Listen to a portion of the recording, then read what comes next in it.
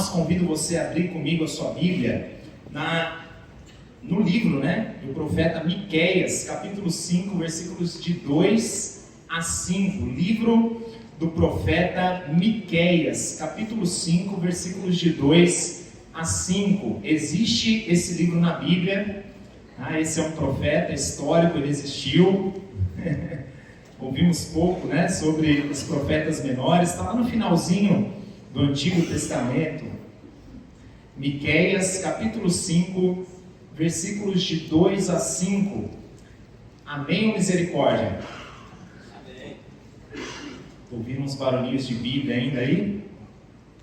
Miqueias, capítulo 5, versículos de 2 a 5, diz assim a Sagrada Escritura: E tu, Belém Efrata, pequena demais para figurar como grupo de milhares de Judá, de ti me sairá o que há de reinar em Israel, e cujas origens são desde os tempos antigos, desde os dias da eternidade.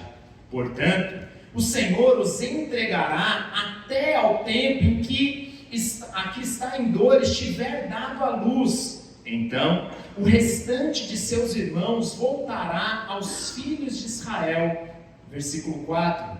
Ele se manterá firme e apacentará o povo na força do Senhor, na majestade do nome do Senhor, seu Deus, e eles habitarão seguros, porque agora será ele engrandecido até aos confins da terra. E a parte A do versículo 5, este será a nossa paz. Vamos repetir todos juntos? Este será a nossa paz. Vamos orar mais uma vez? Senhor Deus, o nosso coração se alegra na Tua presença e na presença dos nossos irmãos, pelo privilégio que temos tido de conhecê-lo por meio da Tua palavra revelada, a Sagrada Escritura que está diante de nós. Sabemos que essa palavra é a espada do Espírito, capaz de edificar as nossas vidas, nos dar transformação, edificação, restaurar as nossas forças, a nossa alegria. Essa palavra que nos exorta, mas que também nos consola, que nos encoraja. Portanto, que o Espírito Santo do Senhor possa mais uma vez falar aos nossos corações por meio da exposição da Sagrada Escritura, e que o Senhor seja mais uma vez glorificado e a sua igreja edificada em nome de Jesus. Amém. Os irmãos podem se assentar. Queridos, nós estamos num período em que nós nos aproximamos da natividade. É um período em que nós já temos em vista aquele dia escolhido para nós celebrarmos o Natal. Misericórdia, vocês estão comigo, gente? Para celebrarmos o Natal e para comemorarmos e memorarmos o nascimento do nosso Salvador. E é óbvio, meus irmãos, que não existe um mandamento para celebrarmos o nascimento de Jesus como algo normativo, comparado, por exemplo, aos sacramentos, à ceia do Senhor, ao batismo. Você não vai encontrar nenhum texto dizendo: olha, no dia 25 de dezembro celebre o Natal. É óbvio. Nós também sabemos que o comércio se aproveita dessa época visando o que? Ganhos de capital, a fim de fomentar aí as compras, girar a economia. Mas, queridos, a despeito disso, nós julgamos como sendo de grande importância nós dedicarmos um dia como esse para um marco cultural. Diante desse apelo cultural cada vez mais ateu, anticristão e secular do mundo em que nós vivemos, esse é sim um período de oportunidades para pregar o Evangelho, para ensinar as nossas crianças, para nos aproximar daqueles nossos parentes que ainda não são cristãos, ainda não creram em Jesus como Senhor, e acima de tudo, esse é um período para nos aprofundar, relembrar e refletir no conhecimento da Sagrada Escritura sobre o nascimento do nosso Salvador. Por isso, meus irmãos, uma das principais ferramentas para isso é aquilo que nós chamamos de advento, o advento de Natal. que nada mais é do que uma espécie de calendário litúrgico, de atividades, de textos específicos que nós colocamos na nossa rotina, no nosso dia a dia, justamente a fim de atingir esse propósito, de rememorar e de anunciar o Evangelho de Jesus Cristo, enfatizando o nascimento do Messias, o nosso Salvador. E justamente tendo isso em vista, esse período de natividade, o advento de Natal, nos próximos dias, nos próximos encontros, nós teremos aqui um tempo para dedicação, para dedicar a nossa atenção para textos específicos que tratam do advento de Natal. E desde já, eu convido você a participar de todas as nossas reuniões aqui na igreja, estejam presentes para memorarmos o nascimento do Senhor Jesus, mas não faça desse período um tempo de afastamento da igreja, como sendo algo que é sinônimo apenas de férias, viagens, presentes, comidas e bebidas. Meus irmãos, quando vai se aproximando aí o meio de dezembro, me parece que o nosso coração já vai ficando mais longe da igreja, a gente vai pensando nas festas, nas férias, quando na verdade esse é um tempo para celebrar o verdadeiro sentido do Natal. Mas além disso, além de participar das atividades da igreja, eu gostaria de encorajar você a levar isso para a sua casa.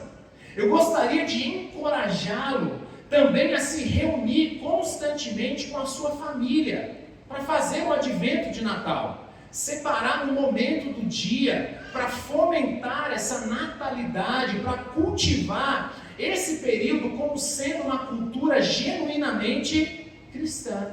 Então leve isso para casa, sente com a sua esposa, com seu marido, com seus filhos, abra o texto bíblico, as promessas do Antigo Testamento que se cumprem no Novo Testamento, apontando para a vinda do Messias, o nosso Senhor. Meus irmãos, essa é uma grande oportunidade. Isso nos ajuda a não nos deixarmos levar por esse apelo cultural e comercial apenas do Natal, as comilanças do Natal, mas a dedicar o nosso coração a compreender e viver de acordo com o verdadeiro sentido da celebração desse Natal. Jesus Cristo, o nosso Senhor, Ele nasceu, Ele veio ao mundo, e nisso consiste a nossa esperança. Meus irmãos, Natal é tempo de alegria, é tempo de celebração, é tempo de reconhecermos que Jesus é a nossa esperança. Ele nasceu, Ele morreu numa cruz, mas Ele ressuscitou, e Ele está vivo, e essa é a razão da nossa fé. Não há nada mais importante do que isso. E o texto escolhido para a nossa reflexão de hoje é um texto do profeta Miqueias. E meus irmãos, a Bíblia, ela é uma unidade. Se você observar a harmonia entre a antiga e a nova aliança, você vai observar como que é lindo, como que é algo soberano, como que as coisas estão no seu devido lugar, e você vai encontrar muitas profecias do Antigo Testamento que se cumprem centenas de anos depois. É o caso de Miqueias. Ele profetizou cerca de 750 anos antes da vinda do Messias. E da maneira como a profecia foi dada a Miqueias, ela se cumpriu. E ela está registrada no Novo Testamento. Meus irmãos, não sei você, mas eu acho esse negócio impressionante, gente. Então eu gostaria de chamar a sua atenção aí, ficar atento para algumas observações importantes nesse livro. Lembra? A Bíblia ela foi dada para ser compreendida, ela não é um livro misterioso no sentido de que existem coisas místicas e ocultas, e quando você lê a Bíblia, cai um pó de piripimpim gospel, e de repente você, já conheço Deus. Não, tem que usar a cabeça, entender, existe um contexto, existe uma situação, então a gente precisa ir para a Bíblia e tentar entender o contexto do texto que nós lemos aqui, em que ele está inserido. E Miqueias, talvez alguns tenham ouvido Miqueias aqui, pela primeira vez, né? Quem que é esse? Será que está na Bíblia? Não está na Bíblia, foi um profeta, Miqueias. Ele é considerado um dos profetas menores. Aí você vai pensar, tá, porque não é tão importante esse texto aqui, como, por exemplo, o texto de Isaías, porque eram profetas maiores, né? É óbvio que não, meus irmãos. Como nós sabemos, os profetas, eles não são chamados de menores, né? Porque eles eram menos importantes. Mas eles são chamados de profetas menores simplesmente por conta do quê? Da quantidade da sua escrita, dos seus escritos, do tamanho do seu livro. Inclusive, fica a dica, na nossa organização canônica, essa Bíblia que nós temos em mãos, normalmente os livros maiores eles vêm primeiro e depois os menores, na disposição ali da Bíblia. Então, todos os profetas que têm uma quantidade de escrito menor, tem um livro menor, eles vêm depois dos profetas maiores. Mas isso não significa que eles são menos importantes. Então nós chamamos esses profetas de menores, não porque eles são menos importantes, mas porque os seus livros são menores. E a pergunta é, em que contexto que se encontra o ministério de Miqueias? Qual é o contexto desse profeta? Então nós sabemos que depois da morte de Salomão, alguma coisa aconteceu. Vocês são especialistas aí, panorama do Antigo Testamento, sempre frequenta a EBD. Vocês sabem que em um determinado momento, o que aconteceu com o reino de Israel? Ele foi dividido, lembra disso? Depois da morte de Salomão, Jeroboão, o reino ele foi dividido, lembra disso? Quando as 10 tribos, elas se separaram das tribos do sul, formando os reinos de Israel, o reino do norte, e o reino de Judá, reino do sul. Então 10 tribos, reino do norte, Israel, 2 tribos, a meia tribo de Manassés, reino do sul, Judá. E ao longo de todo o período do reino dividido, Deus, ele levanta profetas para profetizar oráculos de Deus, para falar ao povo como boca de Deus. E talvez, com a exceção do profeta Aías, que profetizou antes do reino ser dividido, e isso foi mencionado lá no primeiro livro de Reis, todos os profetas, eles são levantados por Deus após a divisão do reino, certo? Vocês estão comigo? Algumas informações aqui. Então, num determinado momento, o reino de Israel foi dividido, depois de Salomão, reino do norte, Israel, reino do sul, Judá. Depois do reino dividido, Deus levanta os seus profetas. E esses profetas, eles são levantados por Deus, tanto para chamar o povo ao arrependimento, quanto para anunciar e profetizar a condenação, a restauração do povo da parte de Deus. Certo? Então Deus levanta os seus profetas quando? Depois do reino dividido. Alguns desses profetas, eles profetizam antes do cativeiro do norte pela Síria. Lembra disso? O reino do norte, Israel, foi subjugado, foi levado para cativeiro pelo Império Assírio. Lembra disso? Reino do norte. E esses profetas, eles são levantados por Deus para profetizar especificamente ao reino do norte, antes do cativeiro. Outros profetas, eles são levantados por Deus para profetizar ao reino do sul, antes do cativeiro de quem? Eles foram subjugados por quem? Babilônia. Vocês estão comigo, gente? Então, reino do norte, Assíria, Império Assírio. Reino do sul, Babilônia. E Deus levanta alguns profetas para profetizar especificamente ao reino do norte, antes do cativeiro da Assíria, e outros profetas para profetizar antes do cativeiro do reino do sul, que foi levado cativo para a Babilônia. E outros profetas são chamados de profetas pós-exílicos.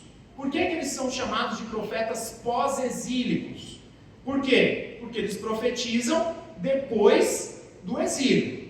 Então é isso. Depois do reino dividido, Deus levanta os seus profetas. Alguns dos profetas são levantados por Deus e o ministério deles é profetizar especificamente contra Israel. Outros são levantados por Deus e o ministério deles é profetizar contra o reino do sul, Judá. E outros são levantados por Deus depois do cativeiro, chamados profetas pós-exílicos. Ou seja, a grande maioria dos profetas são levantados por Deus para proferir os seus oráculos, ou contra o reino do norte, ou contra o reino do sul. Então, normalmente, o que você faz? Você precisa localizar esse profeta no seu período de ministério. Corresponde ao quê? Ao reinado de qual rei? Reino do norte, reino do sul. Mas Miqueias, e aqui é um ponto interessante, ele é reconhecido por ser o único profeta cujo ministério foi direcionado tanto para Israel quanto para Judá. Olha só que interessante.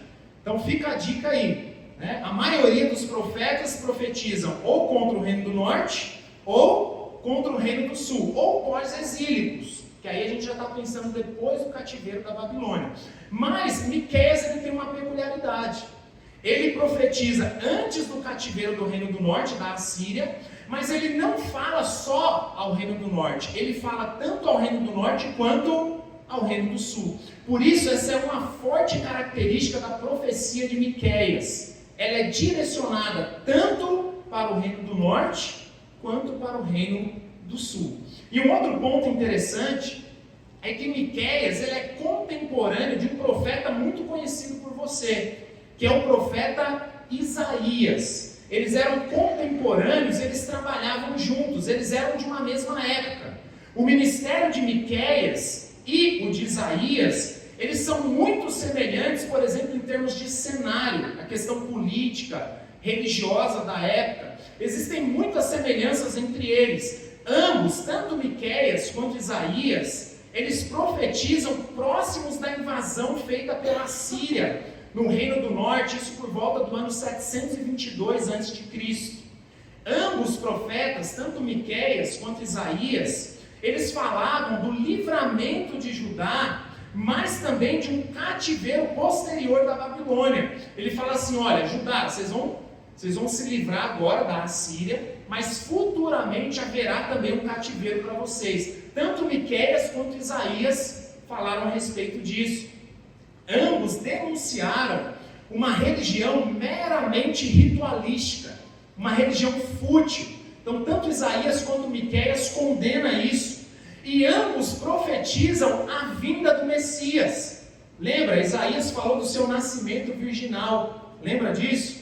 E Miqueias aqui, ele determina o local do nascimento do Messias, que é o texto que nós lemos. E ambos profetizaram um livramento final de Israel. Então existem muitas semelhanças entre Miqueias e Isaías, certo? Mas existem algumas diferenças. E qual que é a diferença? Basicamente assim, tem muita coisa semelhante, Miqueias e Isaías, mas Isaías, você imagina que ele está se dirigindo à liderança, à aristocracia de Jerusalém.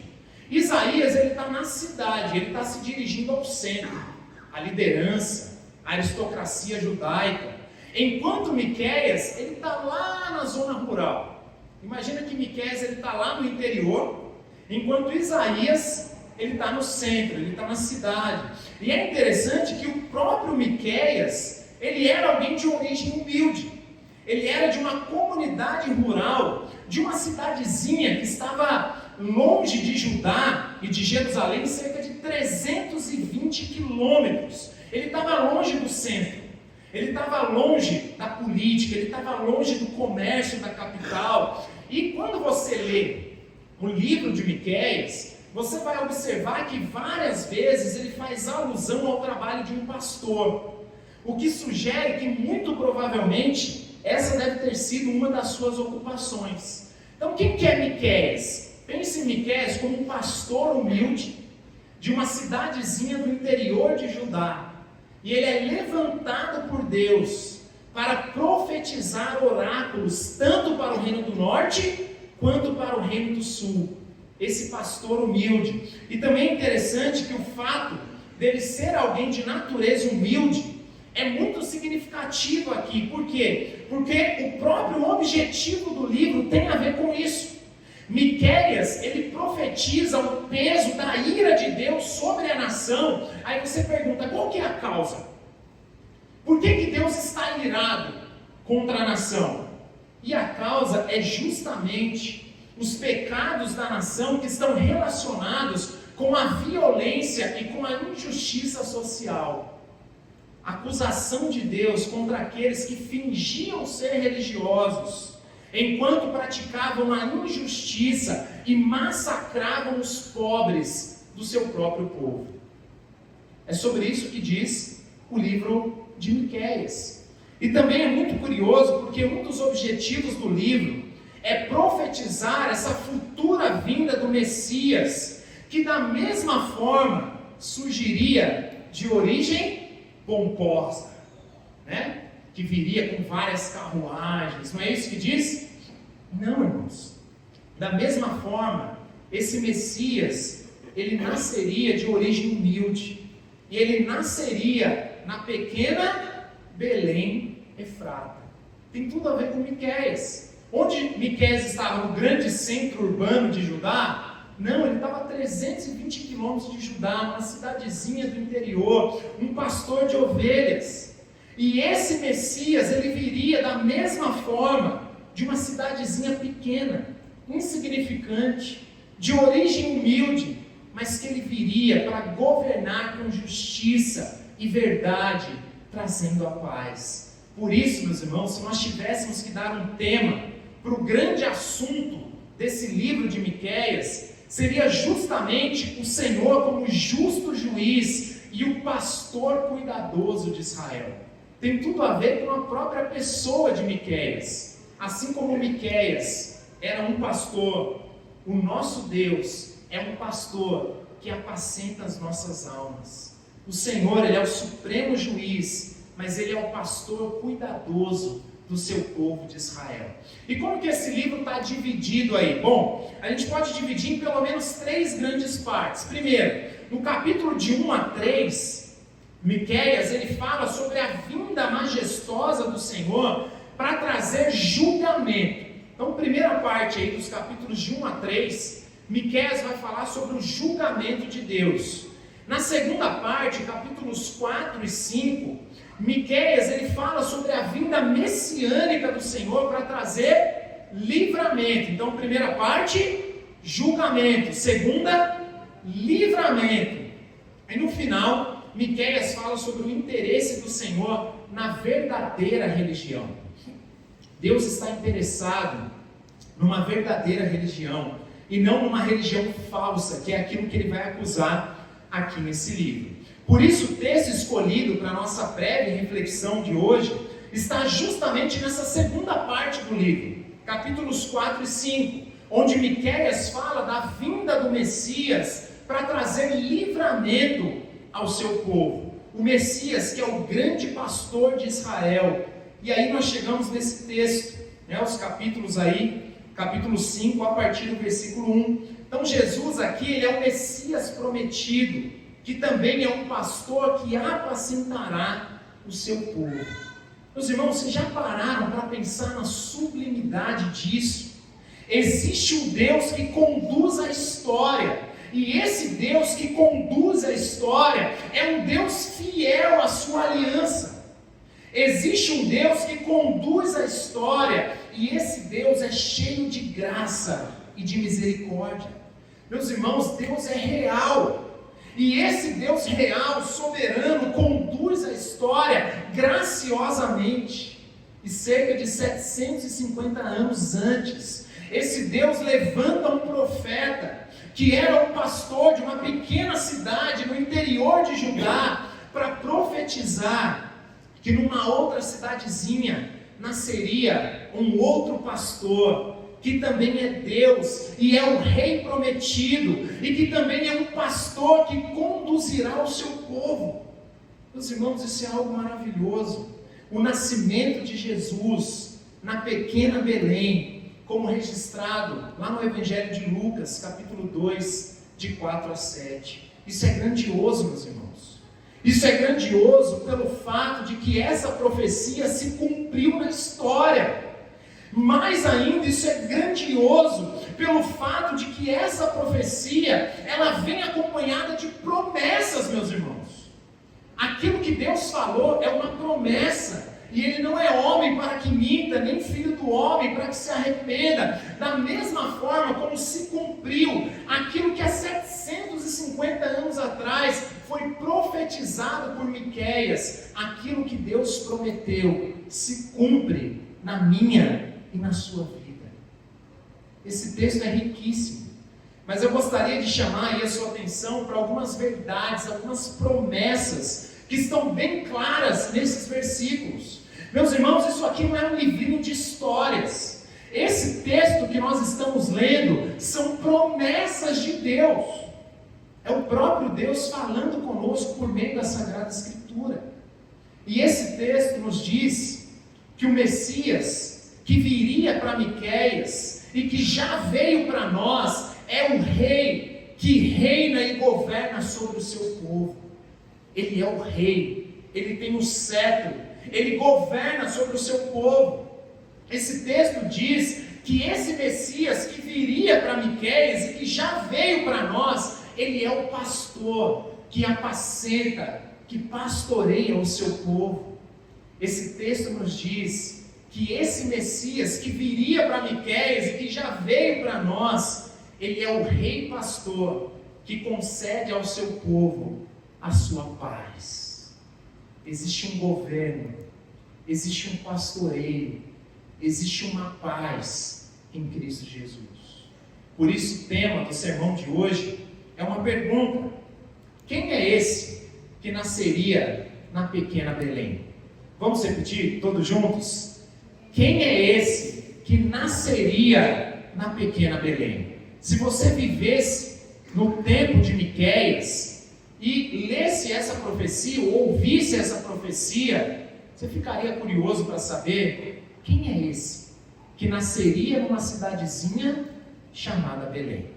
Então, no primeiro momento, nós observamos que esse Jesus, o Messias, ele é o Deus e Rei que reina sobre o seu povo. Ele é Deus e ele é Rei que reina sobre o seu povo. Olha só o que diz o versículo 2.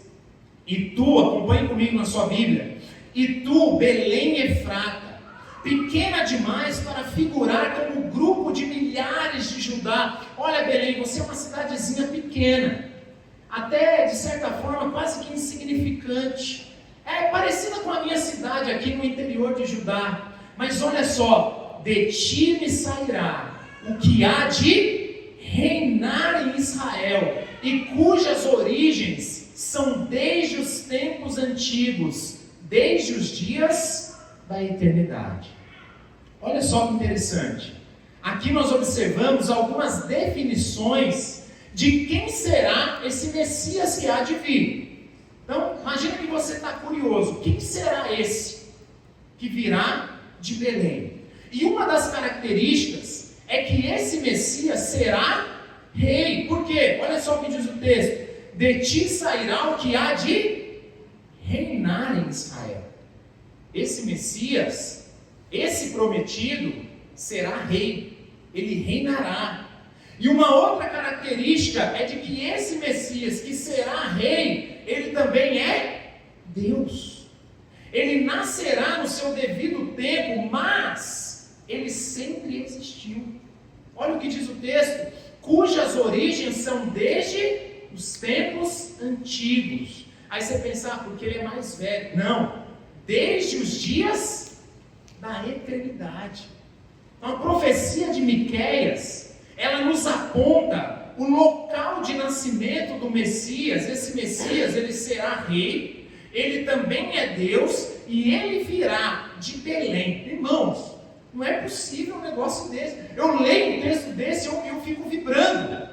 750 anos atrás, a profecia de Miqueias crava o lugar do nascimento, irmãos. E Belém é uma cidadezinha pequena. Então é mais ou menos como você falar, lá em São Paulo, né? Olha, daqui a 750 anos, lá numa cidadezinha chamada Canas, Cachoeira Paulista, Bananal. Aí você pensa, o que é Bananal? Você vai falar, que lugar é esse? E cravar, irmão, 750 anos antes, virá alguém prometido, Messias prometido, e ele reinará, ou seja, esse Messias é rei. E esse Messias existe desde os tempos antigos. Ele possui a eternidade passada. Ele também é Deus. E isso se cumpre com precisão. Olha só Lucas capítulo 2, versículos de 4 a 7. José também subiu da Galileia, da cidade de Nazaré, para a Judéia, a cidade de Davi, chamada Belém. Por ele ser da casa e da família de Davi, a fim de alistar-se com Maria, sua esposa, que estava grávida. Estando eles ali, aconteceu completarem-se-lhes os dias, e ela deu à luz o seu filho primogênito, enfaixou e o deitou numa manjedoura, porque não havia lugar para eles na hospedaria. Cerca de 750 anos depois, houve ali um recenseamento, e diz o texto que José e Maria, eles saem da Galileia, da cidade de Nazaré, até a Judéia, cidade de Davi, e chegando em Belém, começa a sentir as dores de parto. E o menino nasce ali em Belém, assim como foi prometido para Miqueias, 750 anos atrás.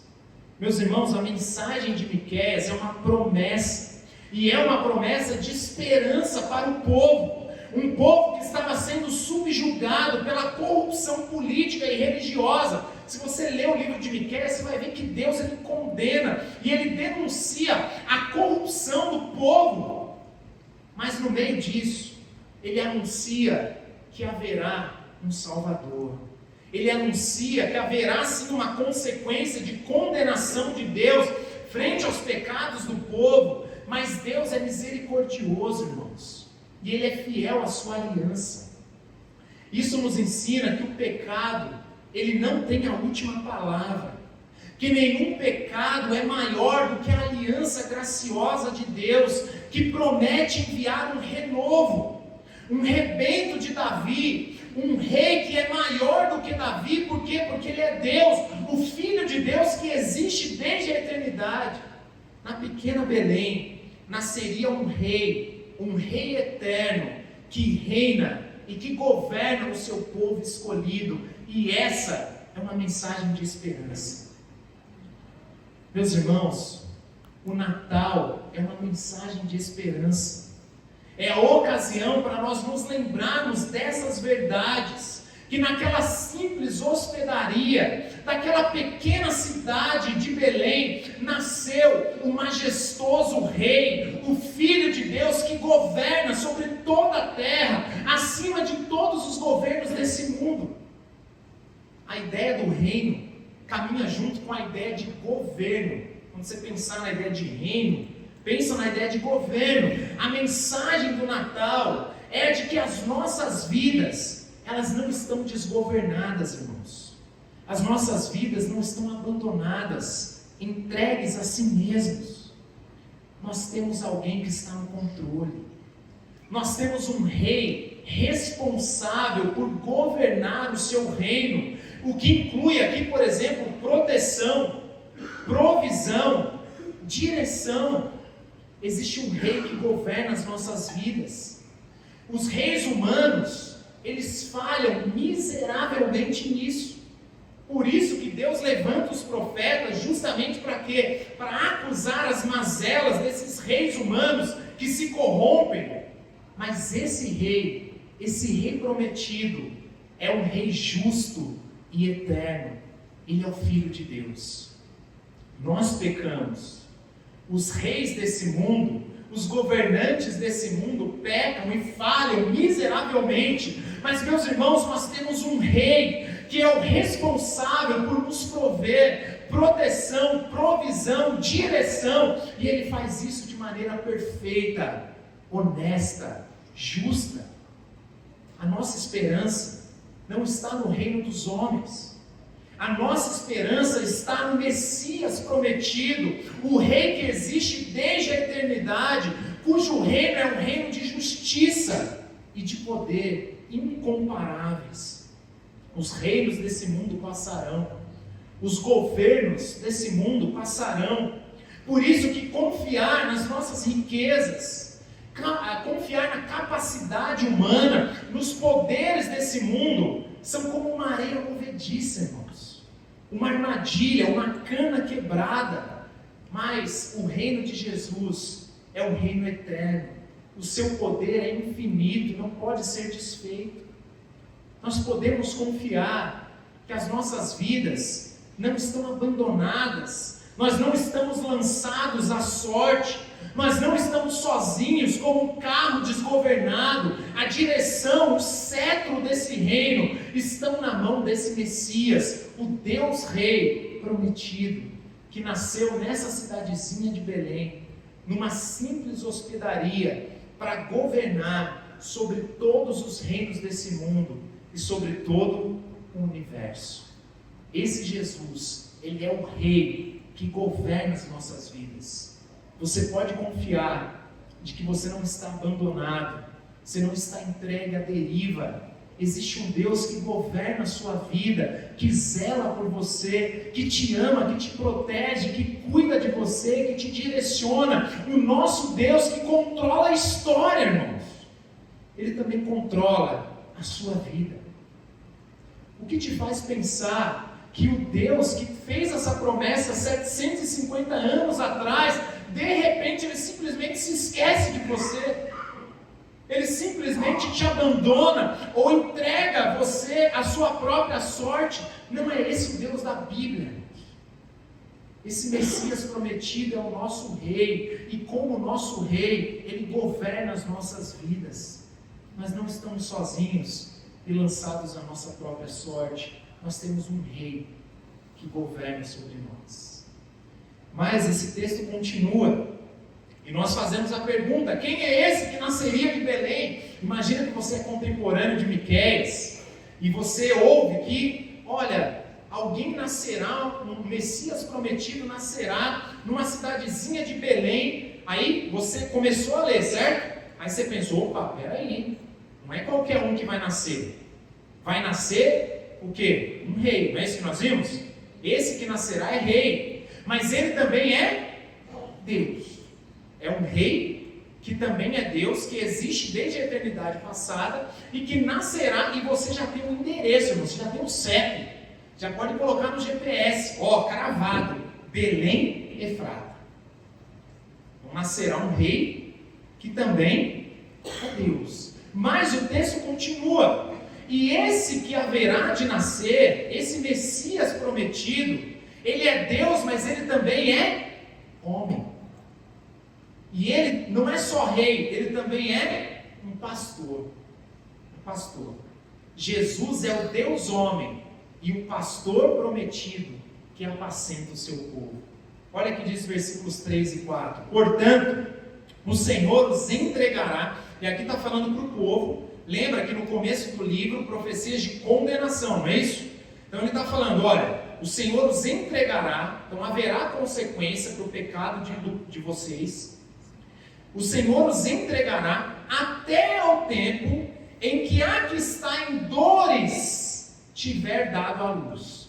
Meus irmãos, toda vez que nascia uma mulher judia, junto com ela vinha uma esperança de que haveria de nascer o Messias. O nascimento de uma criança é algo grandioso demais, né, Fê? E olha só, haverá um tempo em que a que está em dores tiver dado à luz. Então, o restante de seus irmãos, lembra o seguinte, ele está profetizando numa época de reino o quê? Dividido, lembra? Mas Miqueias, ele é o único profeta que fala tanto para Israel quanto para Judá.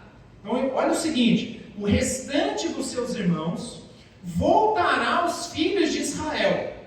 Então, haverá um povo disperso, certo? Porque se vai voltar, haverá um povo disperso, e eles voltarão aos filhos de Israel. Ele se manterá firme e apacentará o povo na força do Senhor. Apacentará na majestade do nome do Senhor seu Deus, e eles habitarão seguros, porque agora será ele engrandecido até aos confins da terra. Tem muita coisa aqui, irmãos. Somente esses 2 versículos a gente poderia gastar aqui um sermão inteiro. A gente vai dar uma pincelada, né? Mas quando a gente olha para esses versículos, da mesma forma, aqui nós podemos observar algumas outras definições de quem será esse Messias que haveria de vir para Miqueias e que já veio para nós. Quem é esse? Quem é esse que há de nascer? E uma outra característica é que além desse Messias ser rei, ele também seria um pastor. Como diz o texto, ele se manterá firme e apacentará o povo na força do Senhor. Apacentará, como um pastor apacenta as suas ovelhas. No tempo oportuno, quando esse Messias nascer, diz aqui o texto, o castigo do julgamento cessará e Deus ajuntará os filhos de Israel e pastoreará o seu povo em segurança e será engrandecido até aos confins da terra. Então, esse Messias seria o pastor do seu povo, não apenas o rei, mas o pastor. Mas uma outra característica aqui está relacionada com a extensão do seu reino. Não sei se você observou aí, mas olha só o que diz o texto: será ele engrandecido até aos confins da terra. Lembre-se que a profecia de Miqueias é direcionada tanto para o reino do norte quanto para o reino do sul, ou seja, a extensão de toda a casa de Jacó, todas as tribos de Israel. Mas olha só que interessante, aqui o profeta ele expande as fronteiras para além da casa de Jacó. O seu reino transcende as fronteiras de Israel. Significa que o rei prometido, ele reina, ele governa e ele apacenta não apenas a casa de Jacó, mas o seu reino se estende até aos confins da terra. Isso inclui eu e você, irmãos. Eu e você. Mas não apenas isso. Miqueias nos fornece aqui mais uma informação histórica que apresenta mais uma característica desse Messias. Além de ser Deus, como vimos, ele existe desde os tempos eternos, mas ele também será homem, nascido de mulher. Para que isso aconteça, né, a mulher precisa dar à luz. Esse Messias prometido é o Deus homem que nasceria na pequena Belém. Ele será o grande rei, mas também o supremo pastor que apacentará o seu povo. E povo esse que se estende além da casa de Jacó, mas até Guaratinguetá, até os confins da terra. Ou seja, isso inclui a mim e a você, irmãos. Naquela hospedaria nasceu o nosso pastor, o supremo pastor.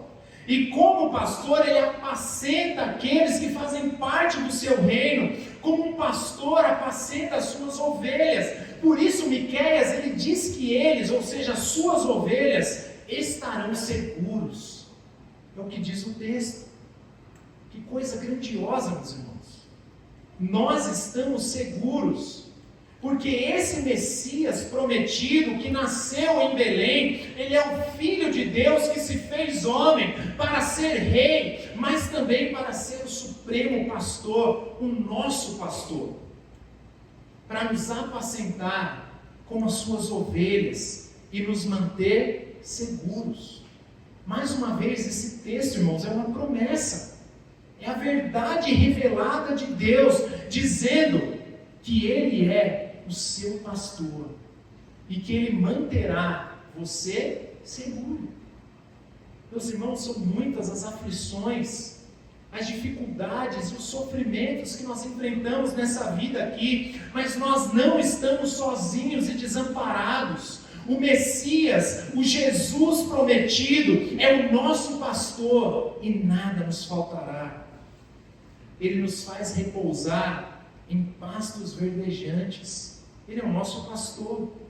Ele nos leva junto às águas de descanso. Ele refrigera as nossas almas. Nós temos um pastor que vela pelas nossas almas, irmãos. Ele nos guia pelas veredas da justiça. por amor do seu nome. Quem nasceu na pequena Belém é o Supremo Pastor. E ainda que andemos pelo vale da sombra da morte, nós não precisamos temer mal algum, porque o nosso Supremo Pastor está conosco. E como diz o texto de Miqueias, Ele nos manterá seguros. O teu bordão e o teu cajado nos consolam. Ele prepara para nós uma mesa na presença dos nossos adversários. Ele unge a nossa cabeça com óleo, o nosso cálice transborda. A bondade e a misericórdia desse Supremo Pastor certamente nos seguirão todos os dias da nossa vida. A bondade e a misericórdia do Supremo Pastor está sobre nós. E nós habitaremos na casa do Senhor para todo sempre, porque Jesus é o nosso pastor, nada nos faltará. Porque Jesus é o nosso pastor, Ele nos manterá seguros. Porque Jesus é o nosso pastor, Ele cuida de nós, irmãos. Nós temos um Supremo Pastor que nos apacenta como as suas ovelhas. Nós não estamos sozinhos, Ele nos manterá seguros. Nos momentos de aflição, nós temos em quem confiar. Nos momentos em que temos medo, Ele é a nossa segurança, a nossa torre forte. Nos momentos em que nós não sabemos o que fazer, Ele nos conduz como um pastor de ovelhas, conduz as suas ovelhas. Ele nos livra dos lobos. Ele é a nossa segurança, Ele nos cerca, Ele nos conduz, Ele nos alimenta. Ele nos ama, irmãos. Nós não estamos sozinhos. Nós temos um pastor que vela pelas nossas almas. E Ele está mais próximo de nós do que nós imaginamos. Muitas vezes o nosso relacionamento com Deus se dá de uma forma tão fria, quase que tão distante. As coisas de Deus parece que são apenas obrigações. Frequentar a igreja, ler a Bíblia, orar. E essas coisas divorciadas desse relacionamento pastoral com o nosso Supremo Pastor parecem sem sentido, vazias. Mas quando nós entendemos que Jesus é nosso Supremo Pastor, isso nos faz confiar com mais veemência e descansar nos seus braços nos momentos de aflição. A Bíblia não diz que nós temos que caminhar sozinhos, irmãos. Maturidade cristã é sinônimo de dependência. Maturidade cristã não é autonomia para dizer, olha, eu sou um crente que frequenta a igreja assiduamente, que conhece toda a Bíblia, que serve, que... Para com isso, irmãos. Maturidade cristã é sinônimo de dependência. Reconhecer as nossas fraquezas. Nós somos ovelhas e dependemos de um pastor. Muitas vezes nós desperdiçamos o grande benefício que nós temos de simplesmente confiar e descansar e dizer, Senhor, eu preciso de ajuda, tem misericórdia de mim. Então esse texto ele nos apresenta Jesus como um rei que governa, ele nos apresenta Jesus como um pastor que apacenta. Eu gostaria de concluir com a parte A do versículo 5, que diz que Jesus ele é o rei pastor que nos concede a sua paz. Ele concede a sua paz para o seu povo. É o que diz o texto. Este será a nossa paz. Nós observamos aqui algumas informações históricas. Então nós observamos que essas informações, elas apontam para o cumprimento dessa profecia da vinda do Messias. E com elas nós observamos algumas características aqui que nos descrevem quem será esse Messias prometido. Quem será esse Messias? Então ele será um rei, que também é Deus. Ele será um pastor, que também é homem. Ele apacentará o seu povo. E nós observamos que esse povo não se limita a Judá, não se limita a Israel e nem mesmo a toda a casa de Jacó, mas esse povo, o povo desse reino, é um reino que se estende até aos confins da terra. E eu gostaria de encerrar essa nossa passagem com essa outra promessa que vem acompanhada da vinda desse Messias, que é um rei pastor prometido, que é um rei que nos traz a sua paz. Essa é uma promessa. Quando ele vier, ele nos dará a sua paz. Eu não sei vocês, mas essa afirmação aqui me faz lembrar vários textos do Novo Testamento. Um deles, por exemplo, 2 Tessalonicenses, capítulo 3, versículo 16, que diz assim: ora, o Senhor da paz, Ele mesmo vos dê continuamente a paz em todas as circunstâncias. O Senhor seja com todos vós. Existe uma promessa de que esse Messias nos dará a sua paz. E Ele mesmo disse isso: deixe-vos a paz, a minha paz vos dou. Esse rei pastor, esse Messias prometido que nasceu da pequena Belém, como diz o texto, ele é a nossa paz em todas as circunstâncias, irmãos. E aqui nós temos que ter em mente, a ideia de paz a partir da teologia judaica, à luz do povo de Deus da primeira aliança. E qual é a ideia de paz para um judeu, para um israelita? Então é indiscutível a concepção judaica de Deus como homem de guerra. Já ouviu isso? Deus, ele é o guarda de Israel. Já ouviu essas expressões?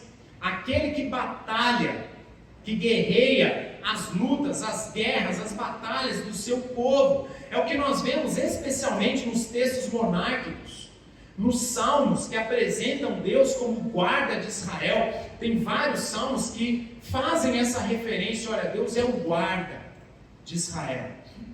Então pense na seguinte forma: toda a ideia de paz, ela precisa partir da existência do quê?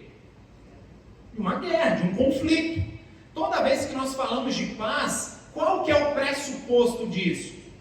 Conflito, guerra.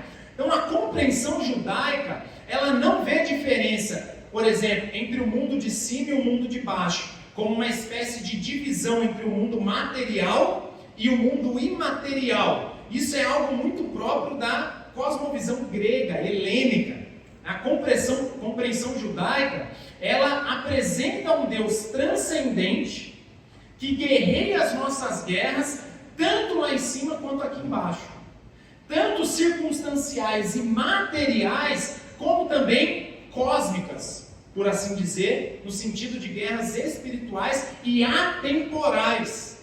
A teologia judaica nos apresenta um Deus que garante a paz. Mas por que ele garante a paz? Porque ele vence a guerra, irmãos. E ele faz isso tanto cósmica quanto circunstancialmente. Tanto no mundo visível e invisível. Dentro do tempo e fora do tempo. Jeová Nissi, a nossa bandeira, o que guarda Israel enquanto nação. Essa é a expressão de vitória depois de uma guerra. Deus é o guarda de Israel. Mas muito mais do que isso, Ele guarda o seu povo eleito numa batalha cósmica contra o mal. E isso diz muita coisa, irmãos. Isso nos diz que a paz, ela não é, em hipótese alguma, ausência de lutas. A paz não é ausência de sofrimentos, ausência de guerras. A paz de Deus é a vitória sobre cada uma delas. Olha como a coisa muda. A paz não é a ausência de conflitos, mas é a vitória sobre eles. Não temos como, por exemplo, falar desse texto sem nos lembrar do Evangelho de João, capítulo 16, versículo 33. É um texto em que o próprio Messias, esse Messias prometido por Miqueias, ele fala sobre a sua vinda a esse mundo para nos dar a sua paz. E ele diz o seguinte, texto muito conhecido de todos nós: estas coisas vos tenho dito para que tenhais paz. Paz em mim. Paz em mim. No mundo passais por aflições, mas tende bom ânimo, eu venci o mundo. Olha a ideia de paz relacionada com a ideia de guerra, de vitória. A paz, meus irmãos, a verdadeira paz, não vem da ausência de aflições. Se você imagina que só vai experimentar a paz quando você não passar por aflições, você ainda não entendeu a verdadeira paz. A paz não vem da ausência de aflições, mas de ter Cristo vencido o mundo, como Ele mesmo diz. O Senhor Jesus, que Miqueias afirma que seria a nossa paz, diz que o seu objetivo é conceder aos discípulos a sua paz, mas Ele não nega que nesse mundo nós teríamos aflições. A paz de Jesus não é a ausência de aflições, a ausência de lutas, mas é a vitória de Jesus sobre cada uma delas, porque Ele diz: eu venci o mundo. Em outras palavras, o Senhor guerreia as nossas guerras, irmãos. Essa é uma promessa de Miqueias, que as ovelhas desse supremo pastor experimentariam a paz que traz consolo no presente, como consequência da certeza da vitória. Essa é uma paz real. Quais têm sido as aflições que você tem enfrentado? Quais têm sido as suas lutas, os seus sofrimentos? Saiba que você nunca estará sozinho, guerreando as suas batalhas. O nosso Senhor Jesus, o nosso general, é Ele quem guerreia as nossas batalhas, e Ele é o vencedor, irmãos. E é só por isso que nós podemos desfrutar dessa certeza que nos traz consolo, confiança, esperança no presente. E como isso funciona? Então, o primeiro ponto é compreender que a paz, como diz o texto, pertence a Deus. Ele nos dará a sua paz. Isso é quase sinônimo de dizer que Deus nos dará a si mesmo. Por quê? Porque a paz, ela qualifica a Deus. A paz é um atributo inerente a Deus. Isso nos mostra que a paz não é algo para ser desfrutado apenas temporariamente, mas a paz é o quê? É um estado. A paz não é apenas algo que nós usamos. A paz de Deus não é mero ansiolítico. A paz de Deus é um estado de espírito, como uma espécie de definidor existencial. É muito mais do que um alívio para a dor, como um entorpecimento. A paz de Deus não é isso. A paz de Deus não é um ansiolítico que vai te entorpecer. A paz de Deus não é algo que Deus apenas possui, está fora dele. Mas o Senhor, Ele próprio é o Senhor da paz.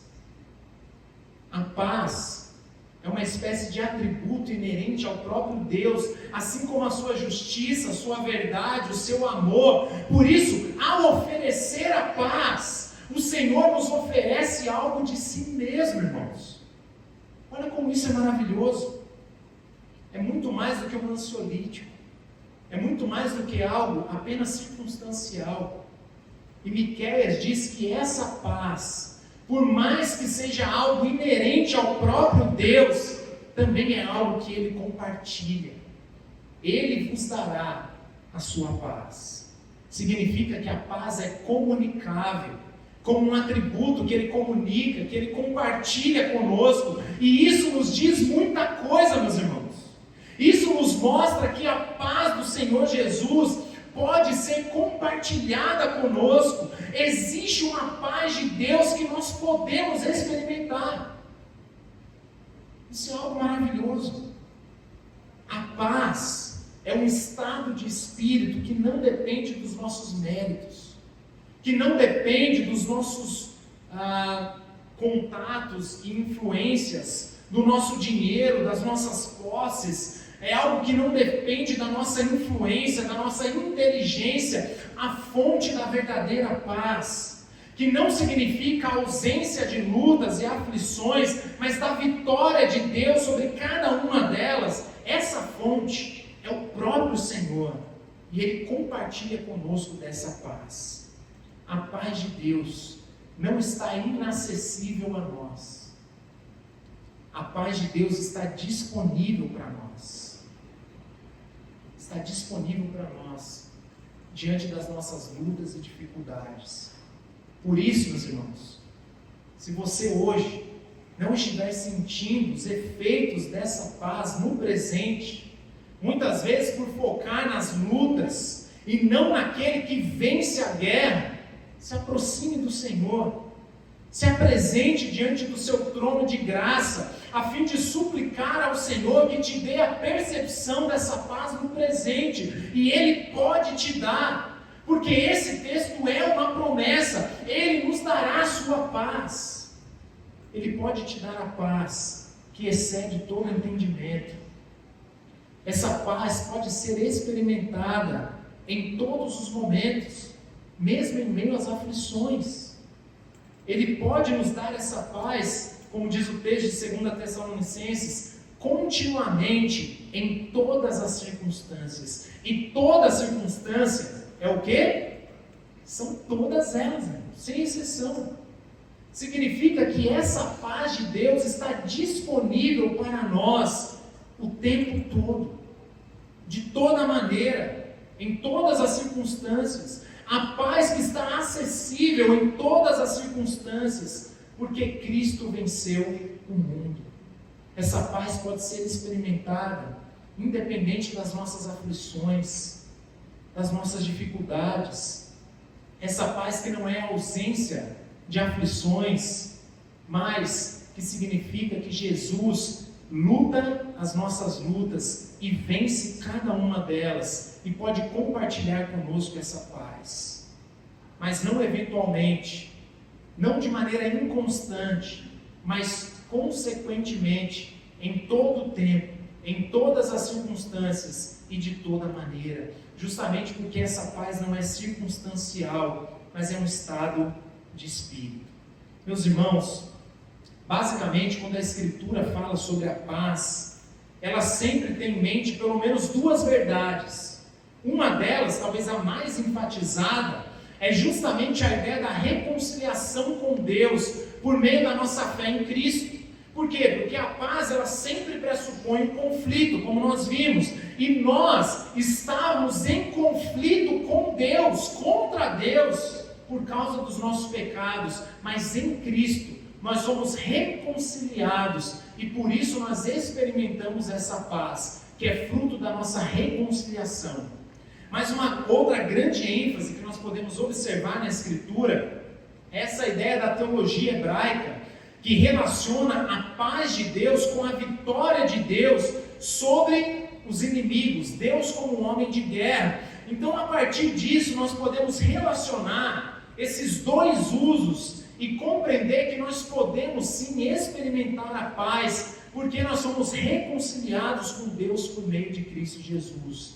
Essa paz que não é ausência de lutas, de aflições, mas significa que Deus estará conosco, e Ele caminhará conosco, e vencerá as nossas batalhas. É por isso que depois de afirmar isso, Jesus diz, tem de bom ânimo. E o que é ânimo? Ânimo é alma, ânimo é estado de espírito. Tem de bom ânimo, porque eu venci o mundo. Queridos, Deus está conosco. Lembre-se que quando Jesus nasceu também a nossa esperança. Quando Jesus nasceu a nossa salvação. Lembre-se de que quando Jesus nasceu o nosso Rei eterno, que governa as nossas vidas com justiça, com verdade e amor. Lembre-se que quando Jesus nasceu o nosso Supremo Pastor, que apacenta as nossas vidas, que nos mantém seguros. Lembre-se que quando Jesus nasceu, também nasceu a verdadeira paz. Por isso, Natal é sim um momento para nós presentearmos uns aos outros, para exercer gestos de amor, de generosidade, mas lembre-se que a vinda de Jesus, como o Messias prometido, como aquele menino que nasceu em Belém, esse é o maior presente que nós podemos receber. Se nós temos Cristo, nós temos tudo, nós temos um Rei, um pastor, e podemos experimentar a verdadeira paz. Amém? Feche seus olhos, vamos orar mais uma vez. Senhor Deus, muito obrigado porque aprove ao Senhor se revelar a nós. E quando estávamos abandonados em nós mesmos, no obscurecimento do nosso entendimento, alheios ao Senhor, inimigos, afastados, nós fomos aproximados por meio de Cristo Jesus, porque o Senhor nos atraiu com laços de amor, porque o Senhor escolheu enviar ao mundo o seu Filho, e naquela manjedoura, na pequena Belém, nascer com Ele a nossa salvação, a nossa alegria, a nossa esperança. Jesus como o supremo governante, o Rei sobre as nossas vidas, Jesus como supremo pastor, é o único capaz de nos conceder a verdadeira paz. Por isso, Senhor, diante dos nossos muitos pecados, diante da nossa fraqueza, diante das nossas muitas dificuldades e aflições, nós clamamos: tenha misericórdia de nós, e que o Senhor nos faça experimentar a verdadeira paz, nos concedendo perdão, nos concedendo proteção, segurança, conduzindo as nossas vidas graciosamente, porque nós dependemos do Senhor. Que nessa noite o Senhor renove a nossa alegria e a nossa esperança, que o Senhor renove e aumente a nossa fé, o nosso amor por Ti, o nosso desejo pela Tua presença, o nosso desejo de fazer a Tua vontade e de viver para o louvor da Tua glória. Obrigado por revelar a nós o verdadeiro sentido do Natal, Jesus Cristo, o nosso Senhor, e no nome dele nós oramos agradecidos. Amém e amém.